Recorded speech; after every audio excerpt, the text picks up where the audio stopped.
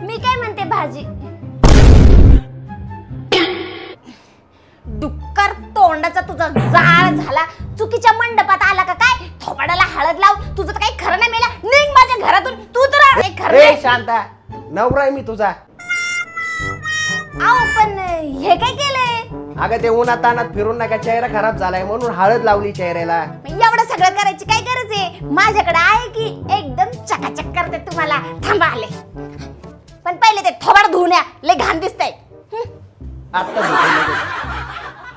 हे घ्या good वाईबचं उपटन powder, हे 100% नॅचरल आहे.